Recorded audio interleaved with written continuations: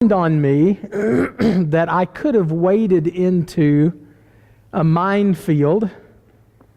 It's not out of the ordinary.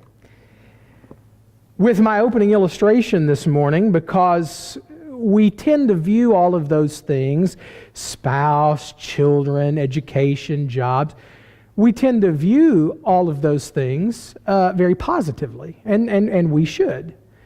The question is, how do we view them? What are these things really? And so the point that I was trying to convey is that these things didn't create us, they were created for us. And that is a huge difference. It's like when Jesus was in the disagreement with the Pharisees about the Sabbath. And he said, look, you weren't created for the Sabbath was created for you. It was created to serve you, not the other way around, not for you to become a slave to it. But oftentimes we treat things of ultimate significance that are not. And to make my point, and I thought of a better conclusion to the sermon, and I'll try it out on the second service, but I'll tell you now so you don't miss it. All I have to say is, how many of you who right now are going through the dissolution of your marriages understand what I'm talking about? You relied on that.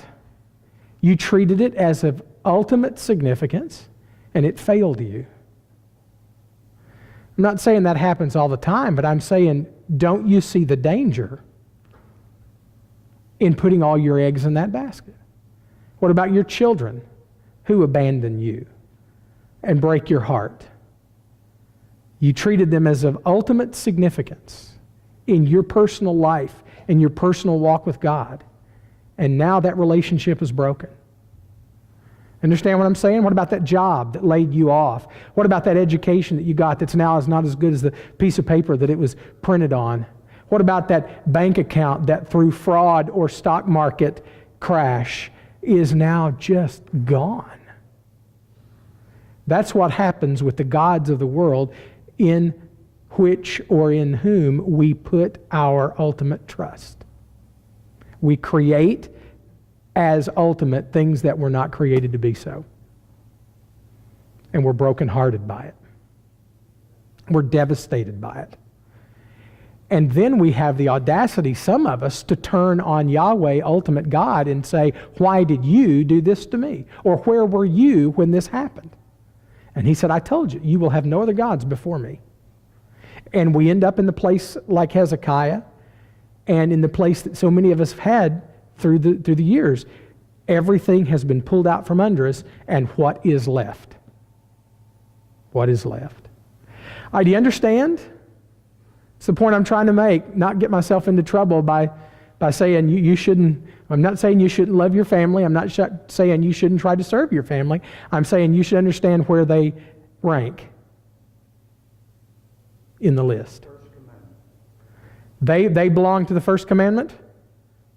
No, the first commandment of the Lord your God. Oh, right. You will, that's number one. If you can't get number one right, you're not going to get any of the rest of them right as well. Right? And so the call of the lesson this morning was, what have your gods done for you? And I didn't want to go off on that tangent in the sermon, but go to Joshua 24. Some of you immediately recognize that text. Joshua 24. Joshua's farewell charge. He's about to let them loose into the promised land, and he's calling them back to faithfulness to God. And listen to his argument here. Joshua gathered all the tribes of Israel to Shechem and summoned the elders, the heads, the judges, and the officers of Israel. And they presented themselves before God. And Joshua said to all the people, thus says the Lord, the God of Israel, long ago your fathers lived beyond the Euphrates. Terah, the father of Abraham and of Nahor, and they served other gods. Then I took your father Abraham from beyond the river and led him through all the land of Canaan and made his offspring many. I gave him Isaac, and to Isaac I gave Jacob and Esau, and I gave Esau the hill country of Seir to possess, but Jacob and his children went down to Egypt. And I sent Moses and Aaron, and I plagued Egypt with what I did in the midst of it, and afterward I brought you out. Now, this is to that point, and this is not the point I'm going to make. I just thought I'd stop for a break along the way. This is to that point we made in the lesson this morning where Yahweh is the revealer. These other gods know nothing. God informed Abraham from the beginning of the story, this is what I'm going to do. And every step of the way he did it. And now he's looking back at the past going, remember what I promised you? I have done it. And so one of Isaiah's points is, you ever had a God like that? You ever had a God who could tell you from the beginning what was going to happen and then look back on it and say, just like I told you? You ever had a God like that? Then I brought your fathers out of Egypt, and you came to the sea. And the Egyptians pursued your fathers with chariots and horsemen into the Red Sea. And when they cried to the Lord, he put darkness between you and the Egyptians and made the sea come upon them and cover them. And your eyes saw what I did in Egypt, and you lived in the wilderness a long time. And then I brought you into the land of the Amorites who lived on the other side of the Jordan, and they fought with you. And I gave them into your hand, and you took possession of their land, and I destroyed them before you. Balak, the son of Zippor, king of Moab, arose and fought against Israel. It sent Balaam, the son of Beor, to curse you, but I wouldn't listen to Balaam. Indeed, he blessed you, and I delivered you out of his hand, and you went over to the Jordan and then came to Jericho, and the leaders of Jericho fought against you, just like the Amorites and the Perizzites and the Canaanites and the Hittites and the Girgashites and the Hivites and the Jebusites. I gave them all into your hand. I sent the hornet before you, who drove them out before you, and the two kings of the Amorites. It was not by your sword or your bow. I gave you a land on which you had not labored, cities that you had not built, and you dwell in them. You eat of the fruit of vineyards and olive orchards that you did not plant. Now therefore, and here's where he gets to the punchline, serve Yahweh in sincerity and faithfulness. Put away the gods that your fathers served beyond the river and in Egypt, and serve the Lord. Now, here it is. If it seems evil in your eyes to serve the Lord, choose this day whom you will serve.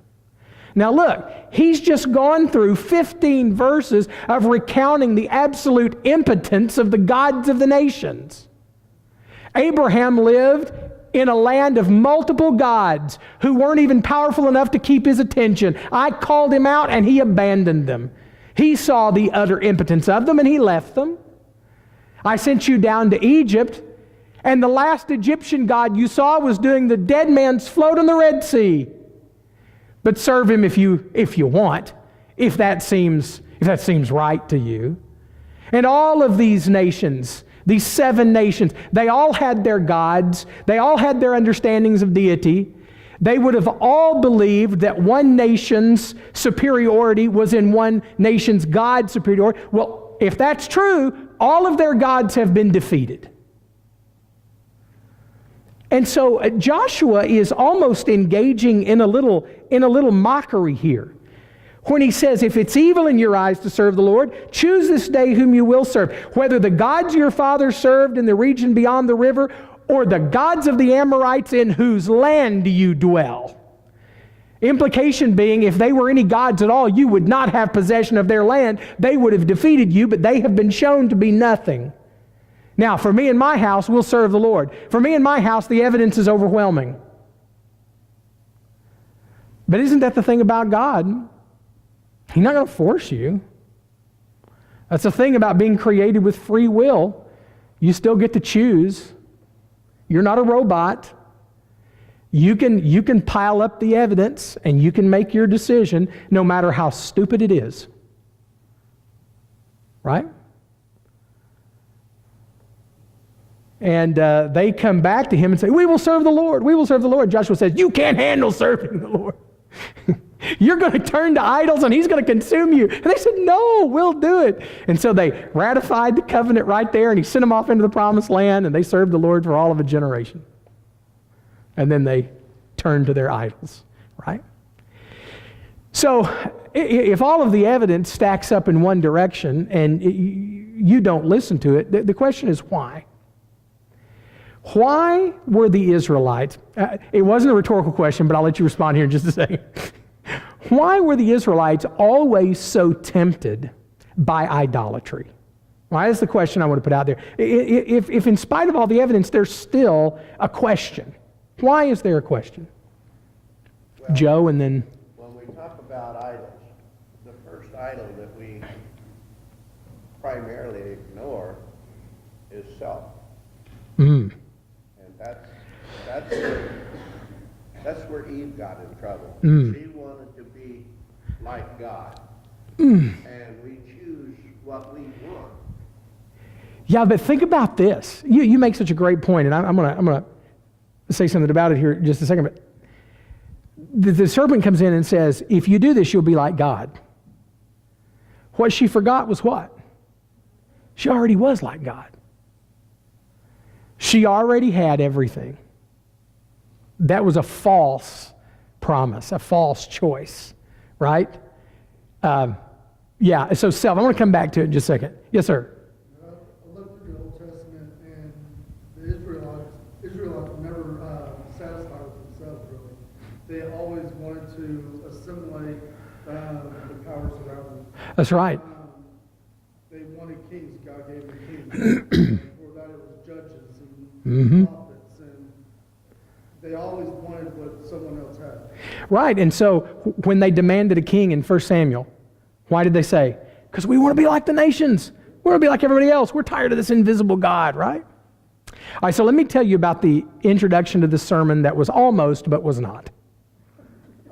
I played with this for a long time, and I finally thought, I don't know how well it would go over. And then I found this hook, line, and sinker thing I got you on. So my first thought was, you know what the primary image, the primary golden image that was worshipped in the ancient world, right? The calf, the bull, strong, fertility and all that. Well, I got to thinking, we actually have one of those in New York City. It's a big one. Now I'm not talking about the one in the Benson Auditorium. I'm not talking about that. I'm talking about the one in New York City. Where is it? On Wall Street. The bull, right?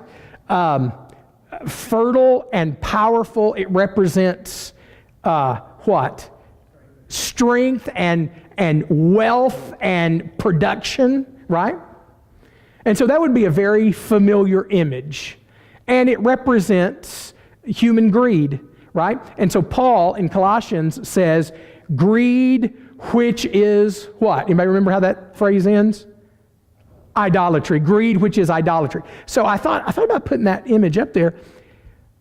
In 2017, somebody stuck another image out there. The little girl.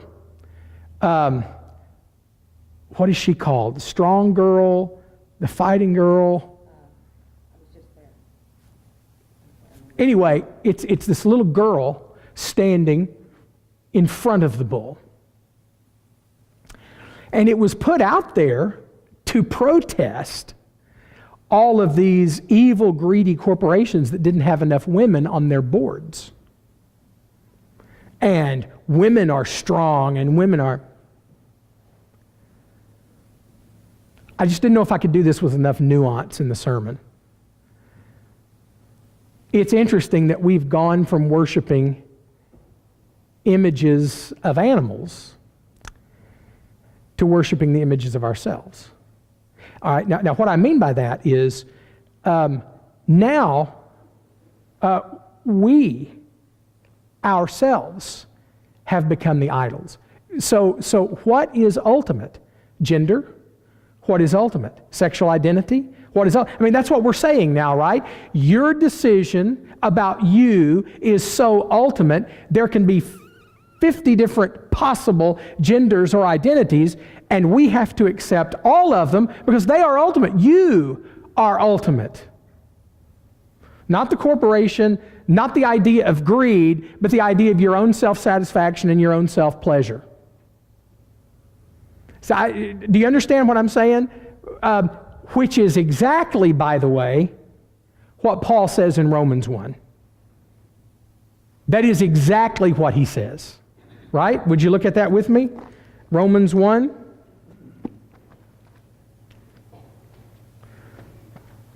We won't go into great detail with it here, but just The wrath of God, verse 18, is revealed from heaven against all the ungodliness and unrighteousness of men who by their unrighteousness suppress the truth. Well, what truth? Well, particularly that there is a God.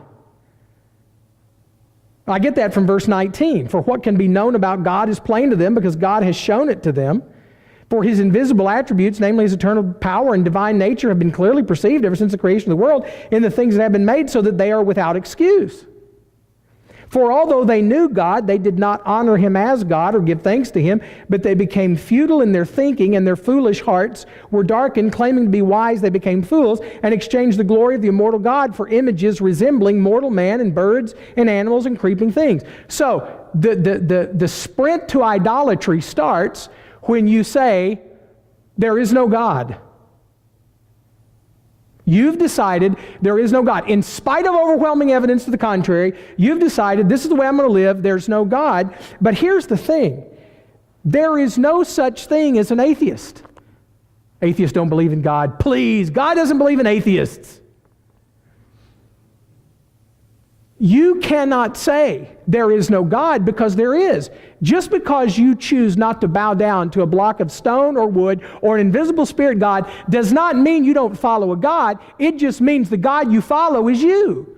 There is still someone or something that calls the shots in your life. It's just now you. So we've graduated from images made to look like birds and animals and creeping things. We ourselves have become our own image. And that's why Paul goes then into this discussion about homosexuality, not because it's the worst sin you can commit, because it's the one that makes his point perfectly. What is same-sex attraction other than falling in love with your own image? You've become God. There's this episode of Seinfeld where Jerry never can find good, long-lasting relationships.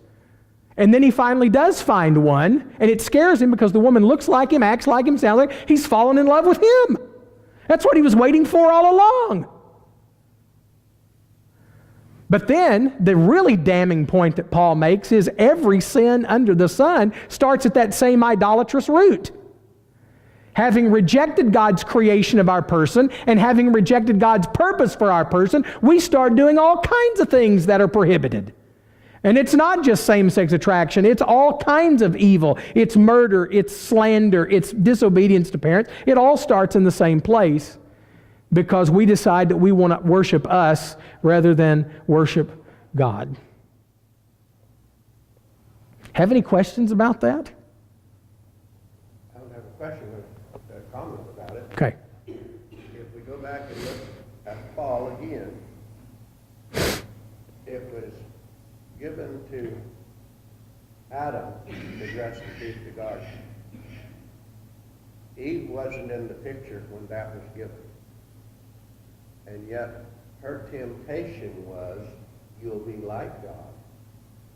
She didn't want to submit to God through what Adam was saying.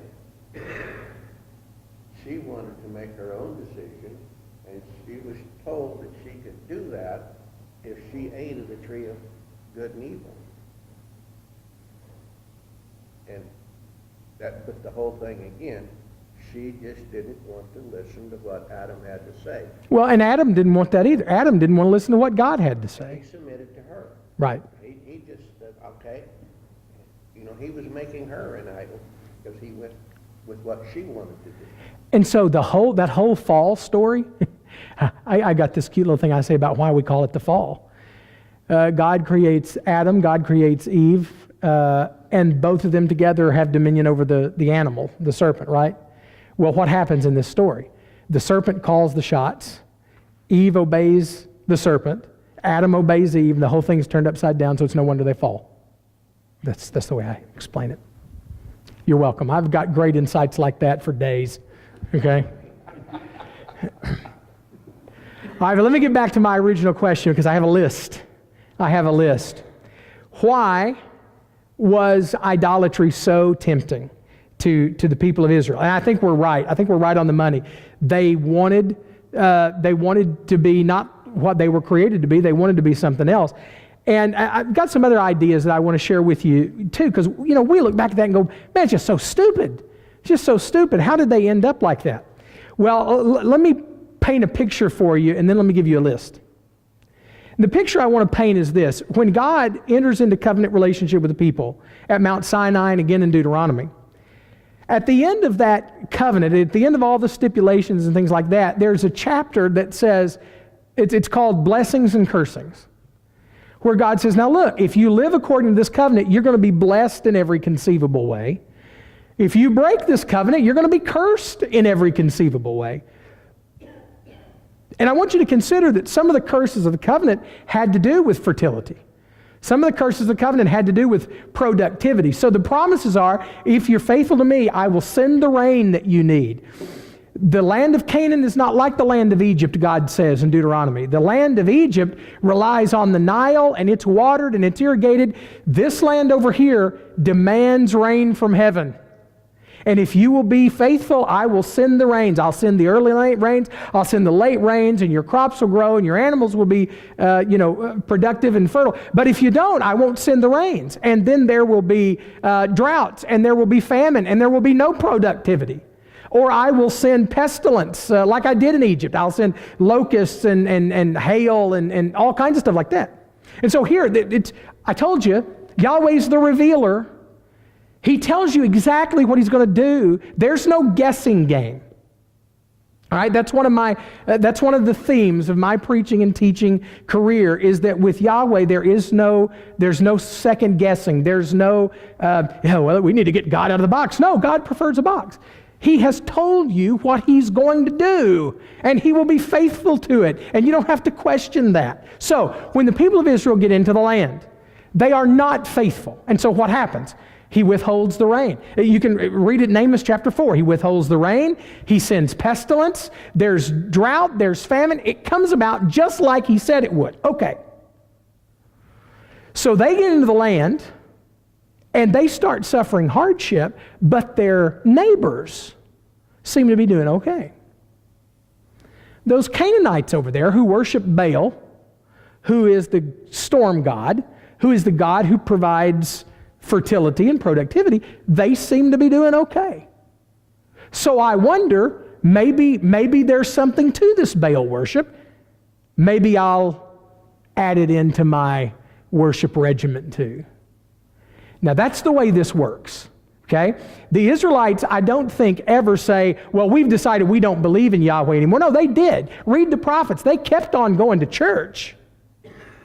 They kept on going to Yahweh's tabernacle, Yahweh's temple, Yahweh's shrine, but then when they left there, they would head over to the Baal, and so it's called syncretism. That's the word, syncretism, or the word that we all might understand, potluck. It's called potluck.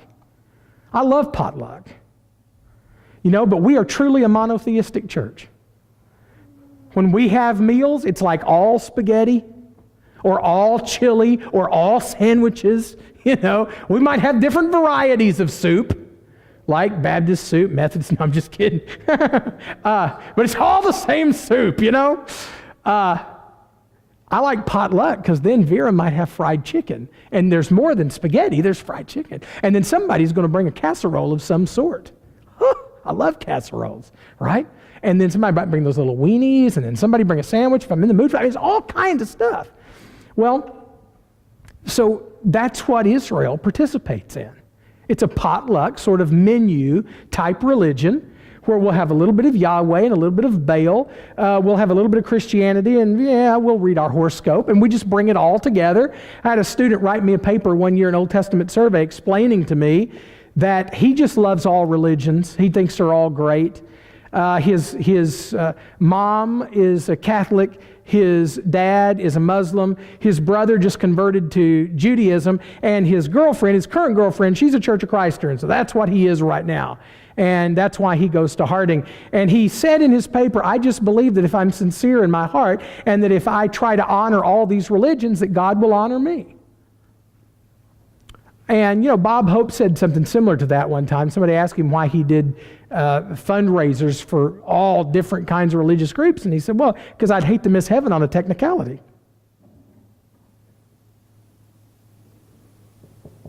Well, how does that jive with the God who said, I am the way, the truth, and the life? No one comes to God except through me. Have you ever stopped to consider the implication of that? If I am the way, Jesus says, then every other way is blocked off. If I am the truth, everything else must be a lie. And if I'm the life, everything else must be death. And that does not go over well in a tolerant society. It's called hateful. It's called bigoted, right? But I don't know what else to be. Now, if you take that whole statement, the statement begins, let not your hearts be troubled. You believe in God, believe also in me. In my Father's house are many, and don't say mansions. It's not mansions. Rooms. My Father's house are many rooms. If it weren't so, I would have told you. And so what appears to be on the surface a very exclusive sort of club is actually very inclusive. God has rooms for everyone. God has a place for everyone, and He invites everyone. Red, yellow, black, white, male, female, Jew, Greek, Southerner, Yankee, it doesn't matter. Right? It's actually very inclusive. Yes? I think sometimes that people who serve idols are lazy people, because that idol doesn't require anything of you. You know, you put a few little tokens out there from time to time, but it doesn't really require much of you. God does. That is a great point and a great segue into my list. Okay? Well done, Dotsie. All right, so my friend Kevin DeYoung has written an article for the Gospel Coalition where he asked the question, why was idolatry so attractive to the ancient Israelites? And we'll go through this list together, but it's the paragraph at the end that really brings it home. All right? He talks about in the beginning of this article that moderns have such a hard time imagining bowing down to a block of wood or stone, right? And we're thinking, dude, you just whittled that and made a fire out of the other half. Why are you worshiping that? All right, so here's what he says. He's got 9 things here. Number 1, he says, idolatry was attractive because it was guaranteed. All right, here's what he says. The formula was simple. Carve out a god from wood or stone, and that god would enter the icon, and then you had God in your midst, and you could get his attention quickly. All right? They believe not that the piece of wood or stone was the actual idol, but that once made, that idol would receive the spirit of the God who could then see you and hear you at all times. Okay? And so your incantations, your oaths, your offerings would always be noticed. It was guaranteed. Number 2, and I hinted at this in the sermon, idolatry was selfish. Scratch the gods' backs and they'll scratch yours. All right? You do some service to them, they will do some service to you. They need food and sacrifices, you need blessings. Do your stuff and they'll be obliged to get you stuff. All right? That's the way they thought it worked. The Tower of Babel is a perfect example of this. The Tower of Babel was a Babylonian ziggurat, which was a Babylonian idol temple. And at the top of the temple was a little apartment. And you would keep that apartment stocked with a soft bed and a hot buffet and a good-looking virgin. Because you believed that the gods were up there traveling from one place in the atmosphere to the next. They got tired. They got hungry. They had needs. Right? Because they're just like you and me. And if the God would stop in at your little motel deity, and if the bed was soft enough, and the buffet was tasty enough, and the virgin was hot enough, if they were satisfied, they'd come down the next morning before they left, and they would bless you. And so you manipulate them into giving you what you want. So idolatry was selfish. That's why I called it mercenary. It's mercenary. And by the way, this is the big question of the book of Job. The book of Job, the question is not, why do bad things happen to good people? The question of Job is, does Job serve you for nothing? The question is, if you take away everything that you've blessed Job with, will he continue to serve you? And the devil says, I don't think he will. And God says, I'll take that bet. Let's see what happens.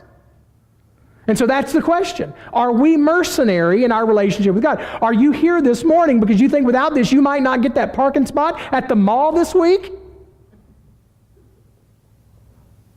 You can be driving down through the mall. Oh, front row. It's because I went to church Sunday morning. I knew I should have been there. You know, that's the way a lot of people view this. All right, so number 2, idolatry was selfish. Number 3, idolatry was easy. Ancient idolatry encouraged vain religious activity. Do what you like with your life so long as you show up consistently with your sacrifices, you'll be in good shape. All right? There is no ethical or moral demand in idolatry because the ethic is self-service. That's the reason you worship this God. This is the fertility God. That's why I'm here. Okay?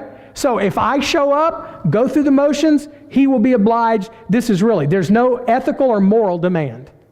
How is that much different than the Israelites' sacrifice through the Old Testament? Okay, the primary difference, and man, this is something we have struggled with in the church from the beginning. The Israelites' sacrifices, okay, were not because of what God was going to do, but because of what he had done. See, that turns the whole thing around, right? I've used this illustration before. When Samuel comes down the stairs and he wants me to buy him something, and so he says, all right, Dad, I have cleaned my room. I have not punched my brother. I have done all these things to make thee happy. Give me this game that I want. And I say, you know, what he should have done is come down the stairs and said, Dad, because thou hast given me so many wonderful blessings, here I have cleaned my room and have refrained from punching my brother. You know, it's, the motivation is the whole difference. It really is. And this is a big one for us, not just in the churches of Christ, but all over the map. We think if we do the right things with the right words in the right ways on the right days, then God will love us. And so much, this is what I learned growing up, that I had to get everything just exactly perfect so I could stay in God's good graces. Isn't that the difference in faith and works? Yes. That's the difference between faith and works, grace and faith. Yes. Are we motivated by the grace of God, what he has done, in demonstration of his love for us? Or are we in some sort of pathetic desire to get him to love us? And the difference is motivation. That's right. That's right. Number 4, idolatry was convenient. Gods in the ancient world were not hard to come by. Access was almost everywhere. Statues could be used in the home or on the go. Now, this is opposed to the worship of Yahweh, where God says, you worship me at this place in this way. And a lot of that has to do with the dignity of God. God is not a human being that you should manipulate him. Okay? God is not an animal that you should feed him. God, Isaiah 40 says, sits above the circle of the earth and commands all that is. All right, so that's another reminder about God's own creative activity and his own dignity. All right, number 5, idolatry was normal. Everyone did it. It's how a woman got pregnant. It's how crops grew. It's how armies conquered. Idolatry was like oil. Nothing ran in the ancient world without it. And the ancients came up with these stories to explain the natural phenomenon of their lives. All right, so when he says it's how women got pregnant, well, you get pregnant by going to the altar and offering your sacrifice and begging for the God to see, and if your sacrifice was good enough, he would grant you fertility. Well, for Israel, if you've ever read the Old Testament closely, you find out that when a woman gets pregnant, it's the Lord opened her womb. I just think that vocabulary is interesting. Nobody just gets pregnant. The Lord opens her womb and she conceives. But the ancients developed these myths to explain the natural goings-on of their world. So the sun, the moon, and the stars were all gods, giving light. And so we bow down to them, and they will keep giving us light. Well, it's interesting in the Genesis account of creation that the sun and the moon are not even named sun and moon. They're not even given names because there's not a hint that they are personas.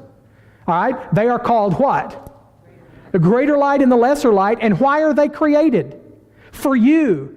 for signs and days and seasons and years, right? They are created in service to you. Marriage was created in service to you. Children are given in service to you. God creates and gives stuff to us. It's not the other way around. That's another one of the major themes in the book of Genesis in chapters 1 and 2. God breathes into their nostrils the breath of life. God puts them into this already created, productive, fruitful garden. Why? Just to meet their needs.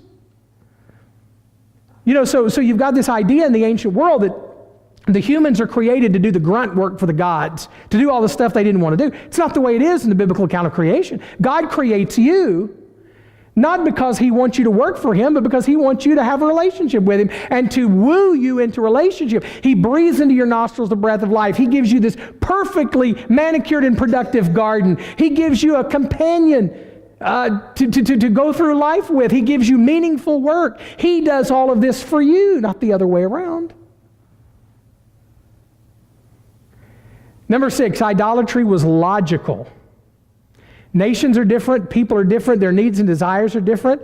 Obviously, there must be different deities for different stories. How could one God cover all of life? You don't eat at one restaurant, do you? The more options, the better. They can all be right some of the time. So again, this idea that idolatry was a normal part of understanding your world, and it was logical. Different world things demand different gods. That's why when Jonah is out on the Mediterranean and he's about to capsize, all of the different sailors are crying to all of their different gods, trying to figure out which one is responsible. We don't know which god we've hacked off, because remember, they don't talk to us much. Number 7, idolatry was pleasing to the senses. If you're going to be especially religious, it helps to be able to see your God. It's harder to impress people with an invisible deity. Right? And so these elaborate carvings and sculptures, right? I want something I can see. I want something I can hold on to. Number 8, idolatry was indulgent. Sacrificing to the gods did not often require sacrifice of the worshiper. Leftover food could be eaten, drink could be drunk. Generosity to the gods leads directly to feasting for you, as opposed to many Israelite sacrifices where the whole thing is gone. It's given to God. Now, there are some where you come and eat. Then number 9, idolatry was sensual. The whole system was marked by eroticism. Rituals could turn into orgies. Sex on earth often meant sex in heaven, and sex in heaven meant big rain, big harvests, and multiplying herds. Idolatry and immorality went hand in hand. All right, so I want you to listen to his conclusion, because this I found to be fascinating. Can you see the attraction of idolatry? Let's see what I want spiritually that gets me a lot, costs me little, is easy to see, easy to do, has few ethical or doctrinal boundaries, guarantees me success, feel good, and doesn't offend those around me. He says that'll preach, because we want the same things they wanted. We just go after them in different ways. We want a faith that gets us stuff and guarantees success, prosperity gospel. We want discipleship that is always convenient, virtual church. We want a religion that is ritualistic, nominal Christianity. All you have to do is go through the rituals. You don't have to, transformation. Or a spirituality that no matter what encourages sexual expression, LGBTQ. We all want to follow God in a way that makes sense to others, feels good to us, and is easy to see and understand. From the Garden of Eden to the Asherah pole to the imperial feasts, idolatry was the greatest temptation for God's people in both testaments. I think that is a powerful paragraph. Rodney? What do you think caused them to degrade into sacrificing their kids? Because that is the ultimate sacrifice. And if I'm trying to get the God's attention, and sacrificing animals won't get it done, and the spiritist seems to have a block, this is the ultimate thing that I can do. Right? So I think that's what it was. I think that's why in Deuteronomy 18 you got this list of you don't go see spiritists or mediums, and he goes there, and you don't see diviners, and you don't offer your children.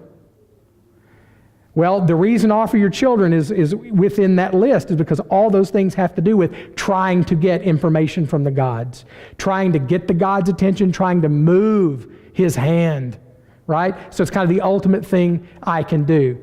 And what we find out is that the God of the universe doesn't need you to do anything. In fact, he will offer the ultimate sacrifice on your benefit to move you. God said it never crossed my mind to do anything. Yeah. So the reason I deal with all of this is as you read through Isaiah 40 to 55 in particular, almost every chapter has this information in it. Almost every chapter has some polemic against idolatry. And every one of those arguments makes 3 points. God is the creator, not the idols. God has told you what's going to happen, not the idols. And God is one who's ultimately going to save you, not the idols. And it's presented in different ways, but it's always that same material. Bob? Go back to, well, I appreciate your lesson, Thanks. but But. I knew there was a but. going back, I want to agree with you. They, in speaking to the people back then, are just like our people today. You know, they say you're bigoted if you don't say LBG, TSF. I got the rest of it, and you help me on the end of it. There's like 50 different letters. Right. But anyhow, why do we allow people to say that we are not politically correct? Because this is how, when I grew up, it was said that way. I wasn't a shoplifter, I was a stinking thief. Period. And you've heard the other ones that I use that are a little plainer than that. But right here in the first verse of verse 9 that you used today, and I'm reading from a version like you taught, not from the reading that you read. Those people who make idols are nothing themselves, and the idols that they treasure are just as worthless. Worshippers of idols are blind, stupid, and foolish. Why make an idol or an image out of something they can do? Oh, see, now your version had the word stupid in it. I know what I told thought I was going to get in trouble for using that word. Well, here's what's happened. You can argue all day whether or not America is a Christian nation, but the reality is that the further we get away from our founding, the further we have gotten away from God. Now, that doesn't mean that all those people were back there were perfect and there was no sin, but there was a day and age when, in this country at least, the Judeo-Christian ethic was at least given a hat tip, right? And it informed the way a lot of us acted. But the further we have gotten away from that, the more secular we have become, we've had to find other explanations for what's going on, right? Just like the ancient Israelites. The further we get away from the Exodus and from Mount Sinai and from the crossing of the Red Sea and from the further we get from that, the less we need God. The more secular we become, the more like the nations. And so now we have to give other explanations. And where government is your God, right? This is what you get. All right, Brian, last word. I think we've touched on it, but nobody's really come out and said it. The whole bottom line for me and the whole deal is that idolatry is a lie from Satan, just like that lie he told Eve. And he has used that successfully throughout the history of mankind to say that this God thing is not enough. Mm-hmm. It's not enough. It's not enough. That's good. It's a lie from Satan. That's good. Very believable, obviously. What I meant was Christy last word. I was having a similar conversation with Caleb the other day, and we were talking about the open-mindedness of the world anymore, and he said, Mom, I don't think in 2 more generations there will even be a Christianity as we know it today. And I said, Caleb, I sure hope you're wrong. Well, there's a lot of people who think it's going that way. And I'm not saying that that's a wrong idea. I'm just saying Yeah, the pride of place that the Christian community has had in the United States of America is not anymore. And where that will end up, is anybody's guess. Okay, see you next week. That's why we're in the season of Advent, waiting, preparing, hoping that God will come soon